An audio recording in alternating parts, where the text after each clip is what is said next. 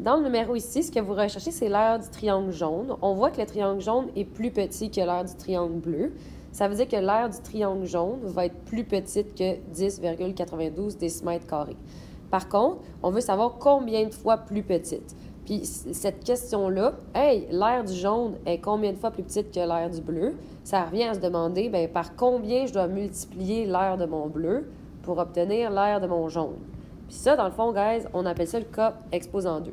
Fait qu'on va partir de l'aire du bleu, on va multiplier ça par le cas exposant 2. C'est ça, dans le fond, qui va nous donner l'aire du jaune. Sauf qu'on ne nous le donne pas, le cas exposant 2, dans notre question. Puis, en plus, la seule manière de trouver le cas exposant 2, sinon, c'est d'avoir deux aires. Bien, j'ai pas l'aire du jaune, fait que je peux pas trouver mon cas 2. Abandonner cette idée-là. Fait que là, notre stratégie, ça va être d'aller trouver le cas, puis ensuite de le mettre à la 2. C'est ça que je vais vouloir faire. Puis le cas, dans le fond, qu'est-ce que ça veut dire? C'est de trouver, bien, les mesures de côté dans le triangle jaune sont combien de fois plus petites que celles dans le triangle bleu. Ou de dire, bien, par combien je dois multiplier les mesures dans le triangle bleu pour obtenir les mesures dans le triangle jaune. Sauf que là, on ne nous donne pas de mesures dans le triangle jaune, fait qu'on ne pourra pas trouver le cas à l'aide des mesures. Mais, par contre, on pourrait peut-être trouver notre information avec le périmètre. Parce que ce qu'on pourrait faire, c'est trouver le périmètre du bleu. On peut le calculer, là, 48 plus 46 plus 52. Puis ensuite, on va pouvoir comparer, hey, par combien je dois multiplier le périmètre du bleu pour obtenir le périmètre du jaune. Puis ça, dans le fond, guys, comparer deux périmètres, là, ça donne le cas. Parce qu'on va faire, c'est qu'on va trouver le cas avec les deux périmètres. Boum, on va le mettre à la 2, on va avoir le cas 2. Ça va nous dire, ben OK, il faut que je multiplie le 10,92 par tel nombre pour obtenir l'aire jaune. Je pense pas que c'était clair ce que je viens d'expliquer, mais je vais essayer d'être clair dans mes démarches.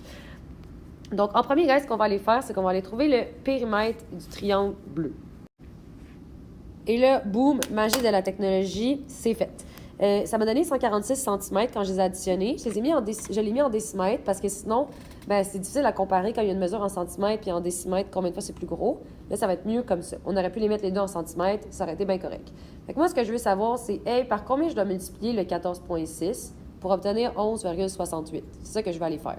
Fait que ce que je vais aller faire, dans le fond, c'est aller trouver mon cas. D'aller trouver, hey, eux sont combien de fois plus petites que eux? Donc, comme vous voyez ici, ce que j'ai fait, dans le fond, c'est que j'ai écrit que mon cas, c'était le périmètre de l'image divisé par le périmètre de l'initiale. Fait que c'est 11,168 décimètres divisé par 14,6 décimètres. Puis dans le fond, si vous pitonnez ça sur votre merveilleuse calculatrice, ça va vous donner 0,8. Sinon, ce que vous pouvez aussi répondre, parce que 0,8, c'est très bien.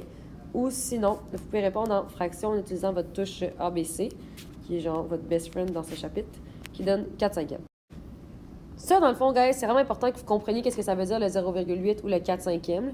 Ça veut dire que je suis partie de mon périmètre initial, qui était 14,6, puis je l'ai multiplié par 0,8, ou je l'ai multiplié par 4/5, puis le boom, ça m'a donné le 11,68. Fait que dans le fond, si vous faites 14,6 fois cette patente-là, ça va donner 11,68. Là, l'erreur honteuse, OK, c'est qu'il y a plein de gens qui vont faire « Mais c'est facile, alors je vais prendre l'aire du bleu, je vais la multiplier par ceci, et je vais obtenir l'aire du jaune. » C'est là que tu te trompes, OK? C'est pas parce que tes mesures sont multipliées par 0,8 que ton aire va être multiplié par 0,8. L'aire, guys, ça rapport au cas exposant 2. Puis nous, ce qu'on a trouvé, c'est le cas. Quand tu fais pas l'aire honteuse, tu te retiens très fort. Puis ce que tu vas aller faire, c'est que tu vas aller trouver ton... Je suis en train d'écrire l'aire. Je m'en allais quasiment faire l'aire honteuse. Oh my God. Ce que tu vas aller faire, c'est que tu vas aller trouver ton cas 2. Ton cas 2, dans le fond, là, c'est « Hey, par combien je dois multiplier l'aire? » Je sais bien qu'il faut que je multiplie les côtés puis le périmètre par 0,8. Mais l'aire, je sais que ça n'a pas rapport. Fait que c'est par combien?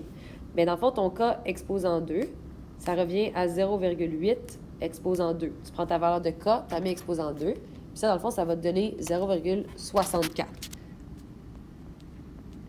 Ça, dans le fond, ça veut dire que je vais pogner mon aire qui est ici, puis je vais la multiplier par 0,64. Et le boom, ça va me donner l'aire de mon triangle qui est en jaune. Par contre, calme-toi un petit peu, parce que, dans le fond, ça va donner une aire qui va être en décimètres. Mais là, la question, c'est en centimètres, fait qu'il va falloir que tu fasses le switch. Fait que je ne ferai pas le reste du problème avec vous, parce que je pense que vous êtes capable. Vous allez prendre l'aire qui est ici, vous allez la multiplier par 0,64. Ça va vous donner une réponse qui va être en décimètres carrés. Et là, tu vas la changer en centimètres carrés, parce que tu es un bon élève merveilleux. Voilà.